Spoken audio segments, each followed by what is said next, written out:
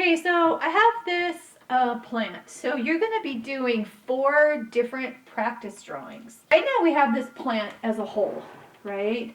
But when I use my viewfinder, I'm going to zoom in on a certain area, like maybe this leaf right in here. What we want to remember are the elements of art, which are line, color, shape, form, space, and texture. So now what I'm going to do is I'm going to grab one of my pencils, I'm going to hold my viewfinder, and I am just going to draw what I see in the viewfinder, thinking about line, shape, texture, form, color, all the elements. So I have a curving line, and I'm looking at how they curve and come in, and then they kind of curve in again. So allow this practice to take place. So I want you guys to say at least half the page. So I have my sketchbook here, and it's a little bigger than 8.5 by 11. You can go bigger, a little bigger. I wouldn't get too much bigger. And then kind of mark an estimate of halfway. And so then what you're going to do is you're going to, in this area right in here, not tiny, don't go teeny tiny. I won't accept teeny tiny.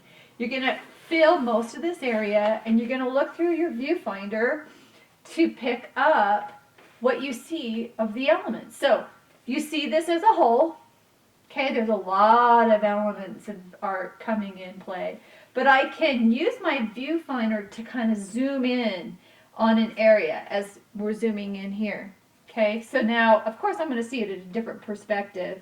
So I can go ahead and kind of draw out my picture plane, and then draw as I see. I'm going to pull in, I see lines, all kinds of cool, dancy, curvy lines. And so what I'm going to do is draw. You can even practice the movement of the line to get a feel for how it moves up. Beautiful lines, organic shapes and lines in here.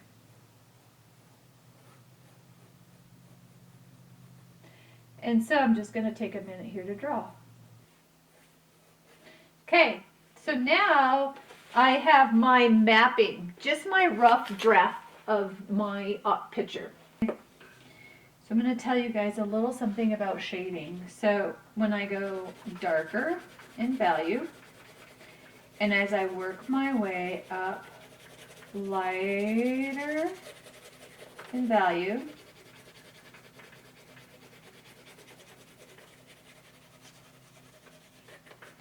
it's called value gradation.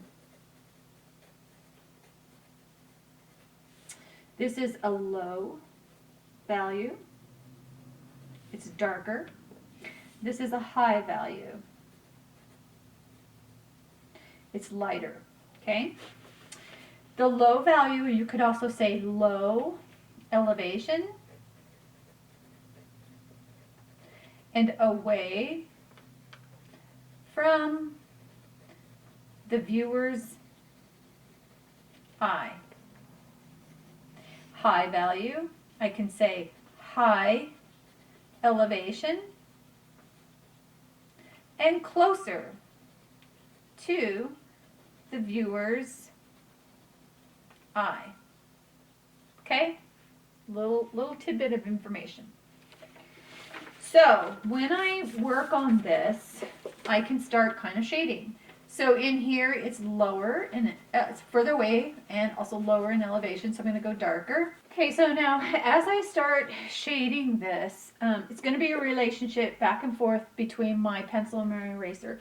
So whenever you draw, it's this back and forth. So I don't want to get too heavy with my line because I might need to remove it. So I'm going to use a soft line. So I'm just going to start shading. I can look at this, but the information changes when I come back to this. So, you know, every now and again, I probably have to hold that viewfinder back up, kind of the way I had it, to see what was going on, what was I seeing, what was taking place, okay? For shading, you can see that I'm kind of sculpting the piece with those different shading values, knowing about that high and low elevation. The darker the value, the lower in elevation, the further from the eye. The lighter the value, the higher in elevation and further from the eye. I mean, that's just kind of a general guide. You can always look and see what you see.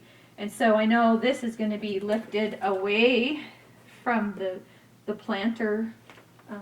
So I'm going to bring up this edge. I'm going to draw with my eraser and bring some lift to it to bring it up in elevation.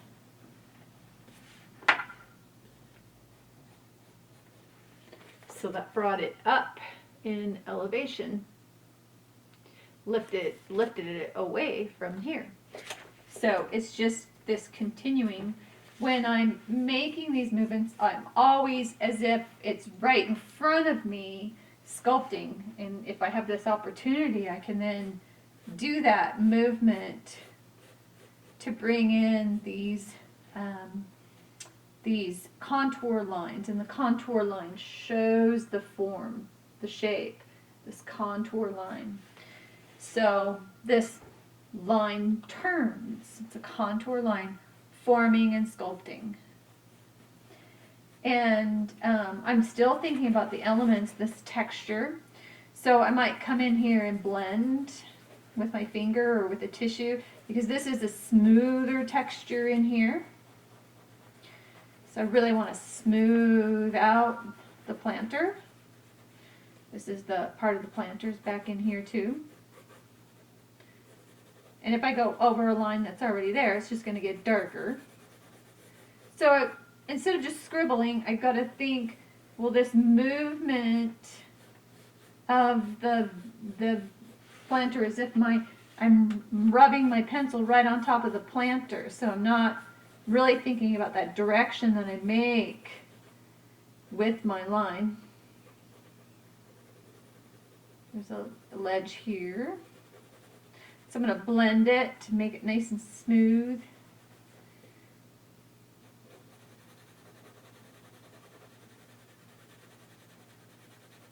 Make it a little darker. So I have to have a separation in value, lightness and darkness, to see the form. So I'm going to get that nice little higher elevation in there,